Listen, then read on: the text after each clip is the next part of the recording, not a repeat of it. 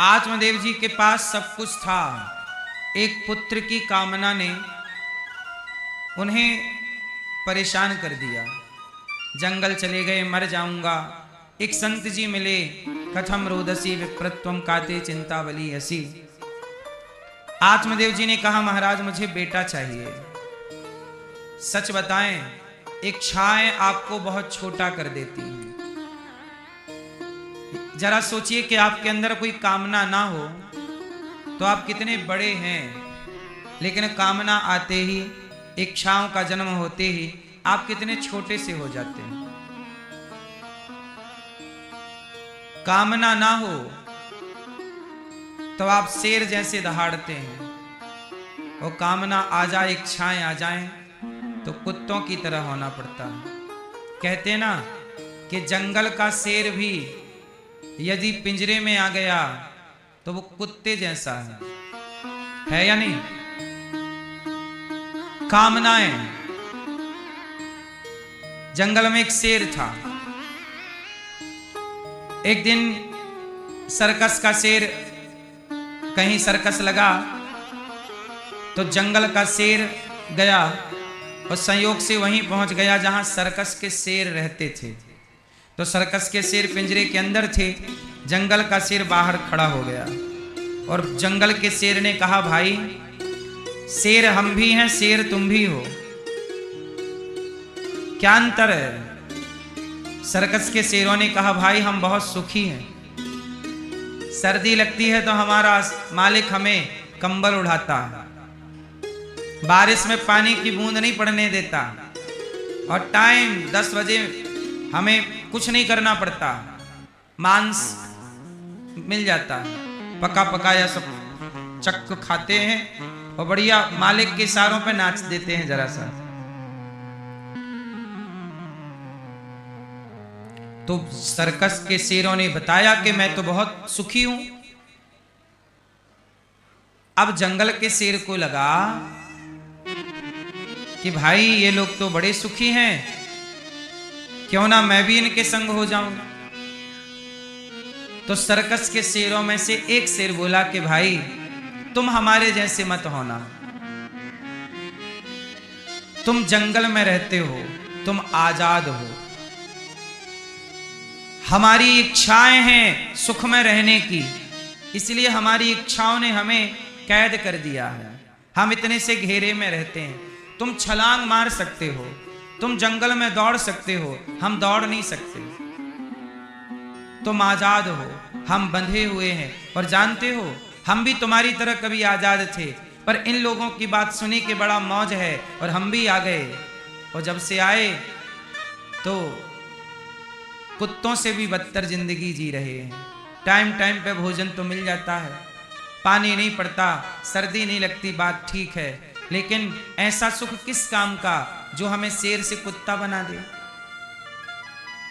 इसलिए मित्र तुम मत आना इस सर्कस में, तुम बाहर रहना।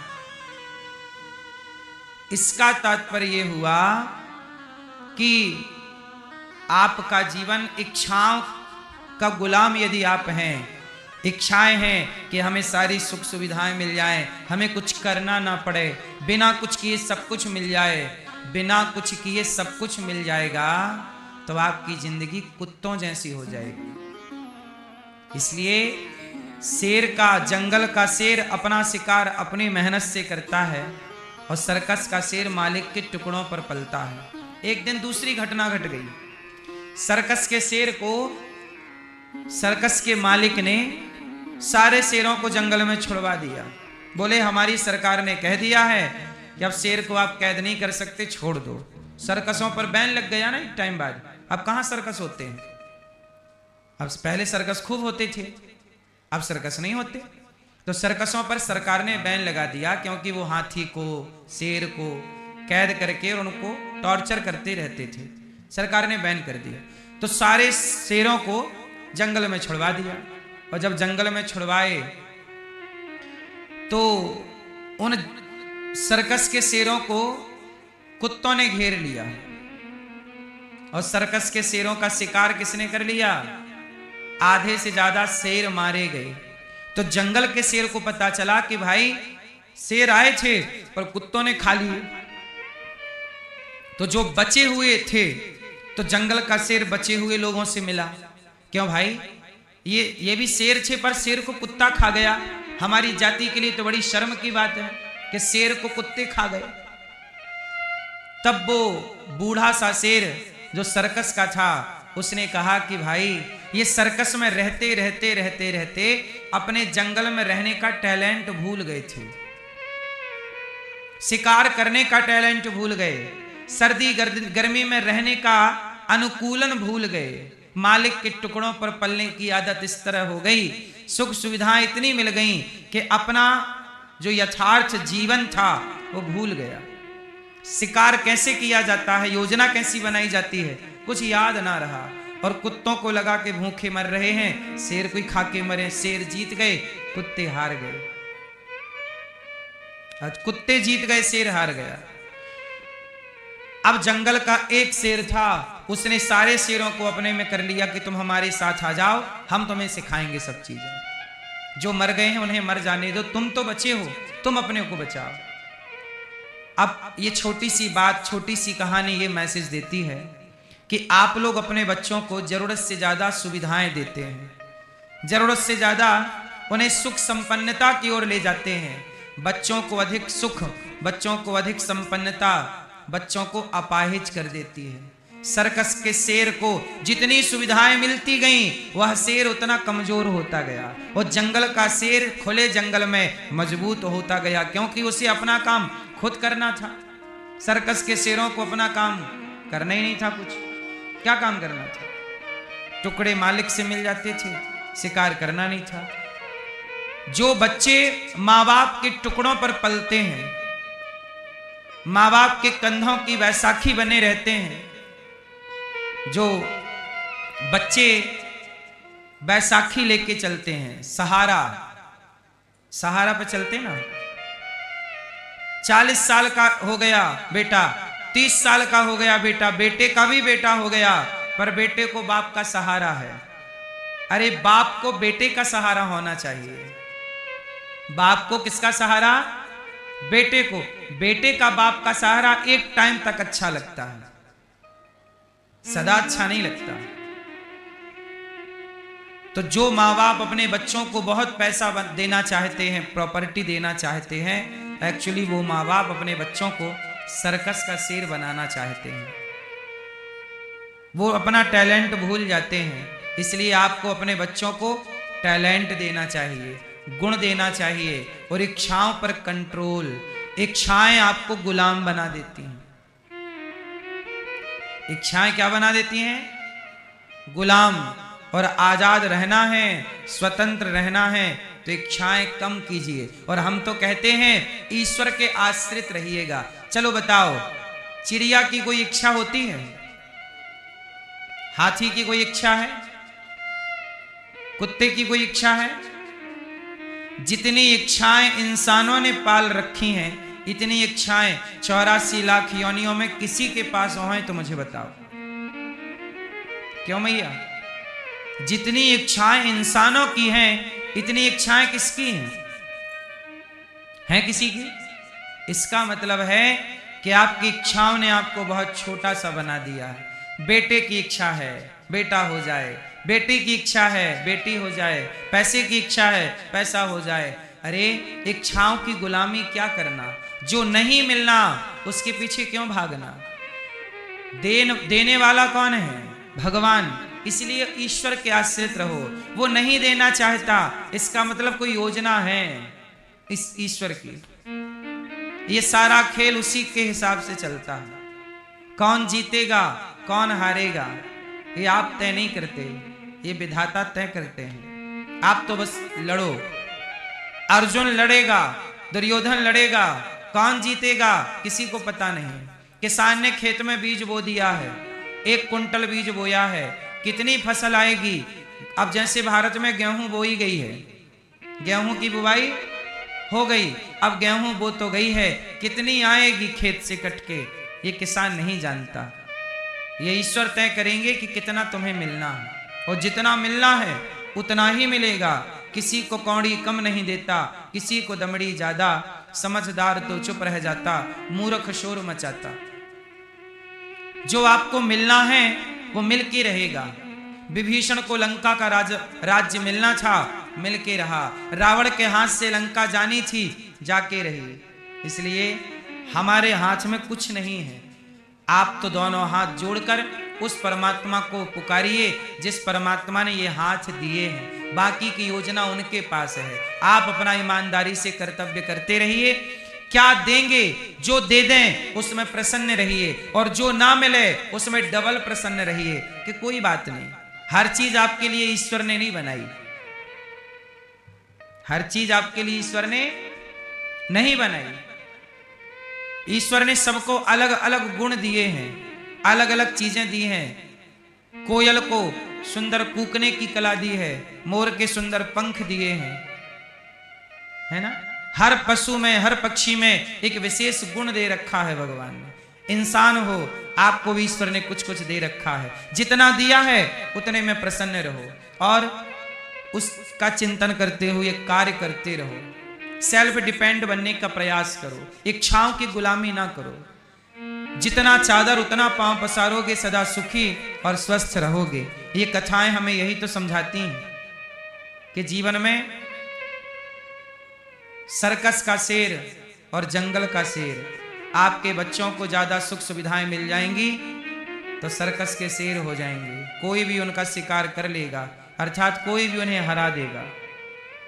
इसलिए आपके बच्चे जितना हालातों से लड़ेंगे, जितना संघर्ष करेंगे, आपके बच्चे उतने मजबूत बनेंगे। और जो बच्चा जितना मजबूत होता है वो बच्चा कठिन परिस्थिति में उतनी गहराई, उतनी गंभीरता से खड़ा रहता है। याद रखिएगा, जब तूफान आते हैं ना तो बड़े बड़े पेड़ उखड़ के गिर जाते हैं।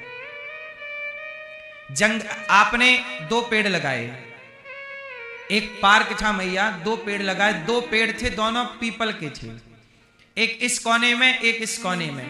तो एक पीपल के पेड़ को समय समय पे पानी देते थे और खाद देते थे, पर दूसरे पेड़ को कुछ नहीं देते थे, ना पानी ना खाद। अब जंगल में जो पेड़ पौधा है उन्हें कौन पानी खाद दे रहा है? दे रहा कोई? 10-20 साल के हो गए दोनों पीपल, बड़े बड़े हो गए, जवान पीपल बड़ा हो गया। एक दिन तूफान आया तो जिस पीपल को खाद दिया गया और पानी दिया गया था वो उस तूफान में जड़ सहित गिर गया। बोलो हाँ। और जिसे कोई खाद पानी नहीं मिली वो बड़े से बड़े तूफान में खड़ा रहा। बताओ क्यों? हम भी बजा रहे हैं ताली। काय बात की ताली? समझ में क्या आया?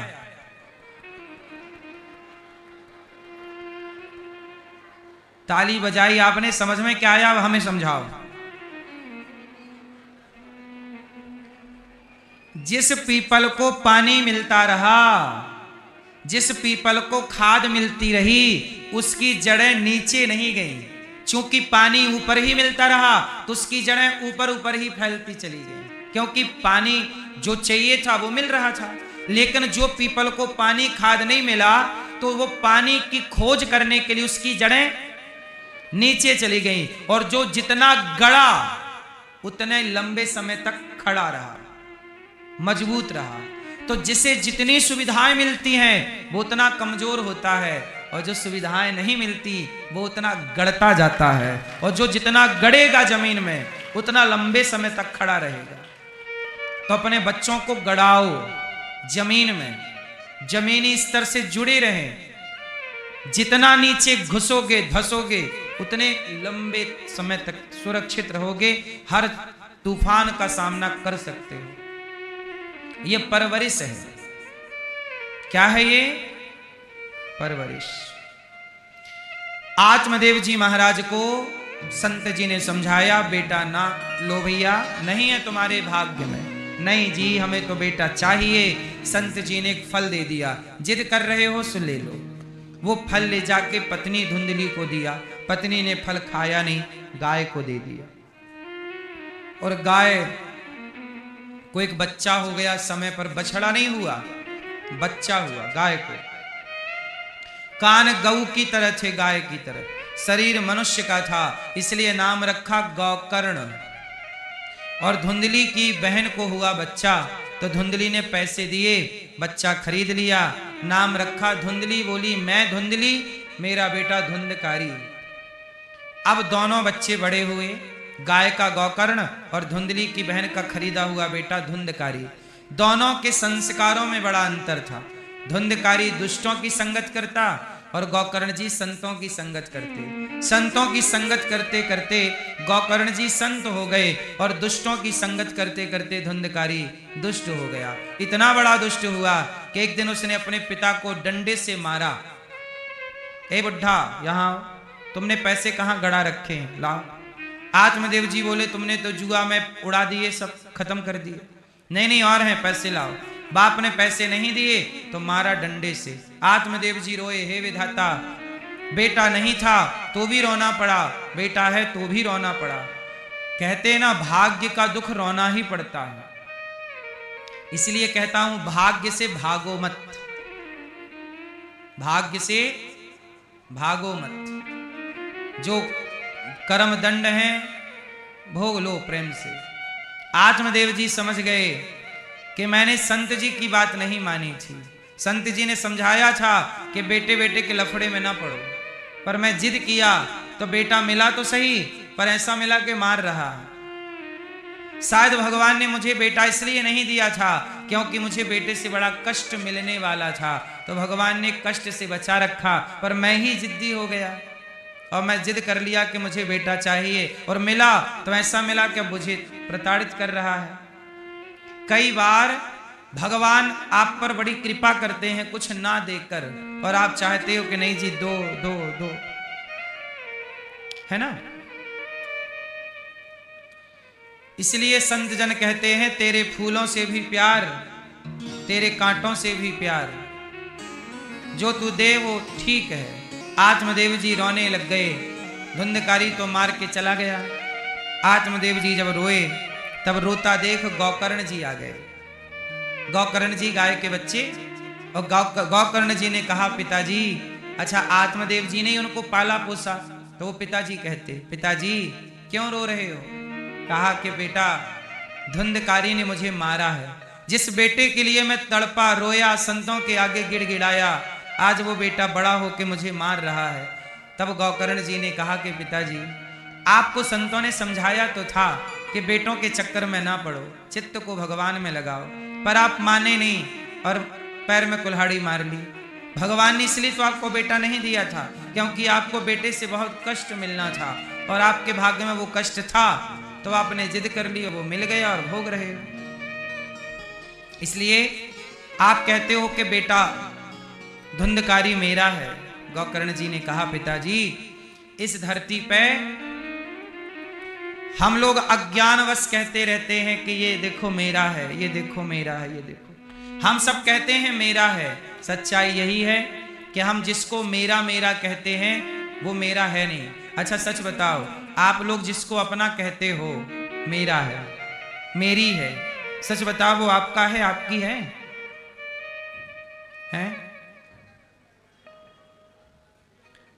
सब कहने की बातें हैं। आप कहते रहते हो ना ये मेरी है, ये मेरा है, ये मेरा बेटा है, ये मेरी बेटी। एक टाइम तक होते हैं सब लोग आपके, एक टाइम बाद कोई आपका नहीं होता। धीरे धीरे सब छोड़ छोड़ के चले गए। अब जितने बूढ़े लोग यहां बैठे हैं, बूढ़ों से पूछो कि तुम्हारा कौन है। जिनकी गोद में कभी बच्चे खेला करते थे, कभी बच्चे तुम्हारी गोद से उतरने को तैयार नहीं हुआ करते थे, अब वो बच्चे इतने बड़े हो गए हैं कि तुमसे बात नहीं करते।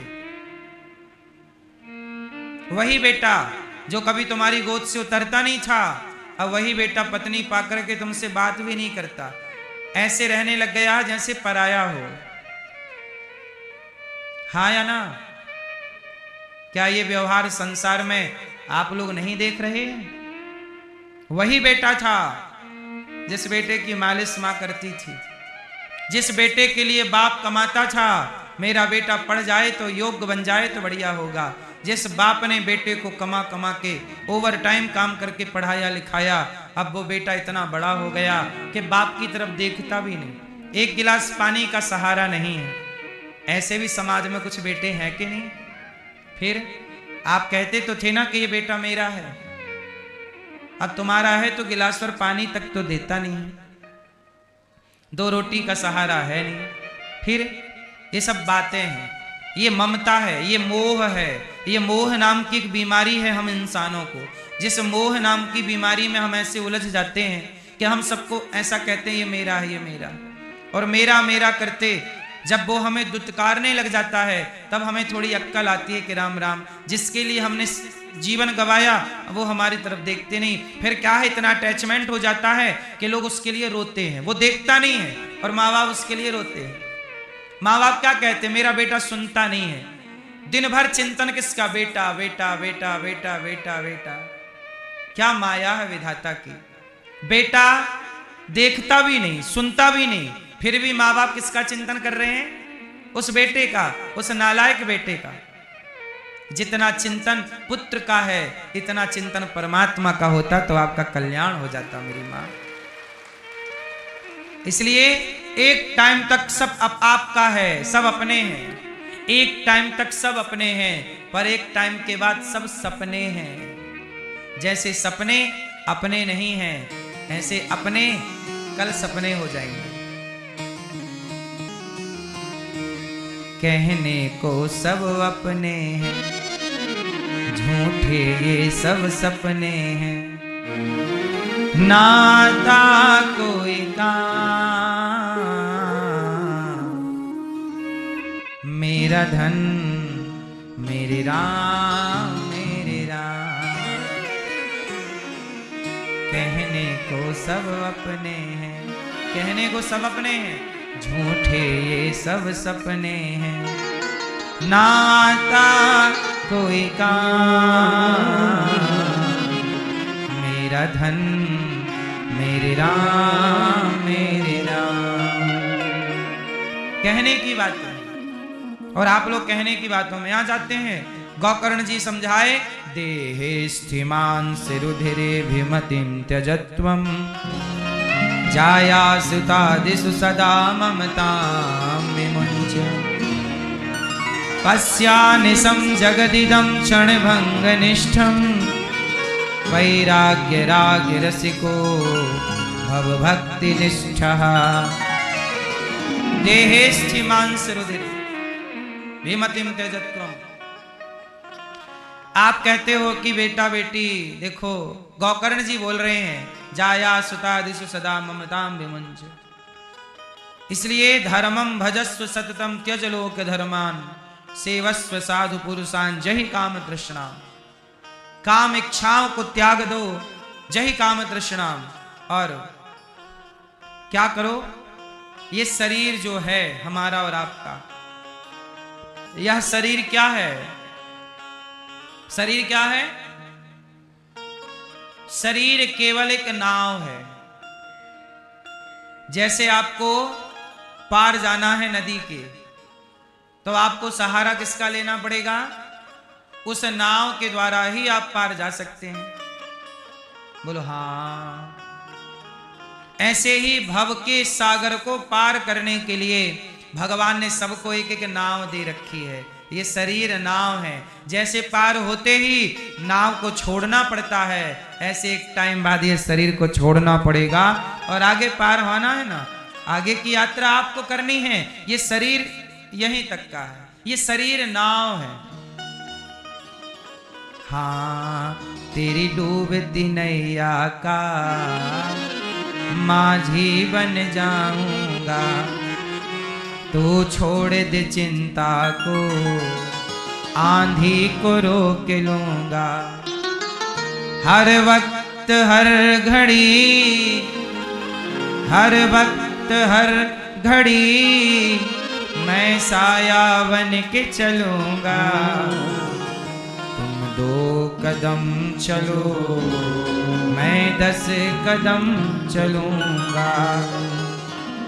तो शरीर क्या है, नाव, और संसार क्या है, सागर। क्या कहते हैं? भव सागर। संसार को क्या कहते हैं? संसार सागर। क्या कहते हैं? उस सागर को पार कैसे किया जाएगा? तैर के नहीं कर सकते। संसार सागर को नाव से ही पार किया जा सकता है। बोलो हाँ।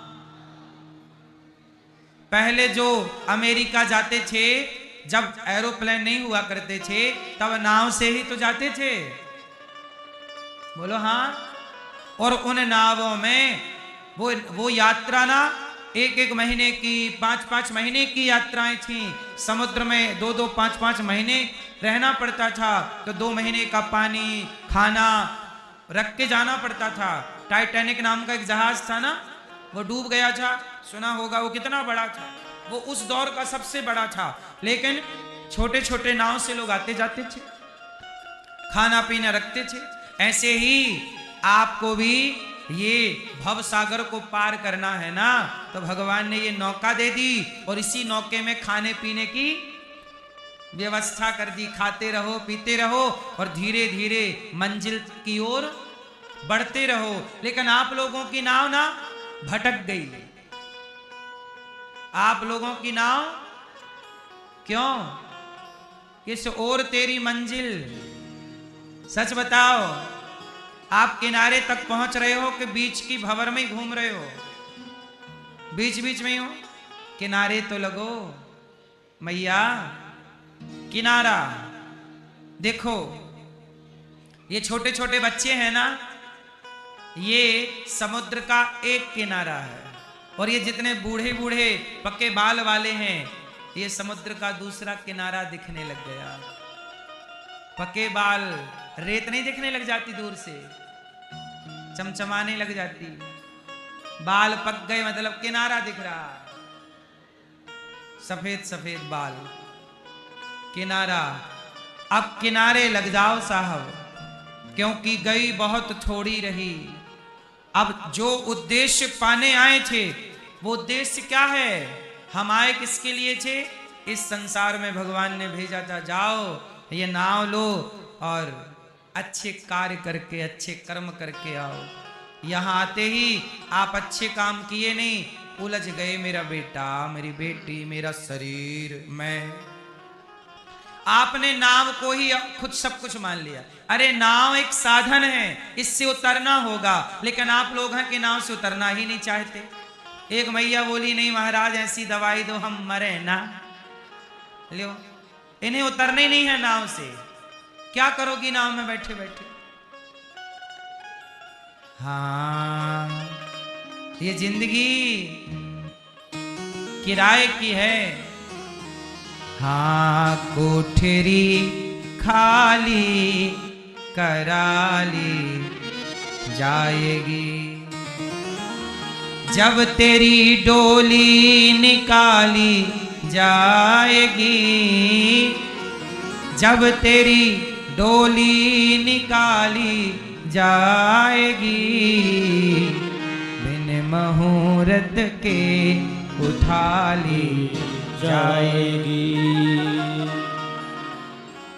धन सिकंदर का पड़ा सब रह गया, धन सिकंदर का पड़ा सब रह गया, मरते दम लुकमान भी ये कह गया, ये घड़ी हरगिज न टाली जाएगी, ये घड़ी हरगिज न टाली जाएगी, बिन मुहूर्त के उठा ली जाएगी।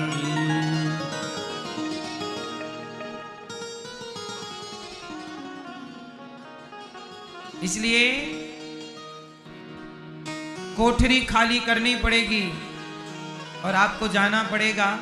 तो गोकर्ण जी ने समझाया, पिताजी अब मन हटा दो संसार से, बेटा बेटी से, बहुत हो गया बेटा बेटी की जिम्मेदारी। अब मन को केवल कोई कामना ना हो, निष्काम कर लीजिए, चित्त को पवित्र कर लीजिए। जो व्यक्ति कुछ नहीं चाहता वो सबसे बढ़िया है। और जो बहुत कुछ चाहता है ना, परेशान है। आपसे मैं इतनी प्रार्थना करूं कि आप उतना कमा लो जितने से आपकी घर गृहस्थी बढ़िया चल जाए। इसके बाद बचा हुआ पैसा, बचा हुआ समय अच्छे काम में लगाओ और भगवान का चिंतन करो। पैसा कितना भी पैसा कमाना चाहिए, बहुत पैसा कमा के भी मन अशांत ही होता है। भक्त अब हुआ यही, गौकर्ण जी महाराज के ज्ञान से आत्मदेव जी का कल्याण हुआ। धुंधली को धुंधकारी ने मारा, धुंधकारी 5 वैश्याओं को ले आया, प्रेत बन गया मरने के बाद। धुंधकारी जब मरा तो क्या बना? जो व्यक्ति गलत काम करता है वो मरने के बाद क्या बनता है? प्रेत।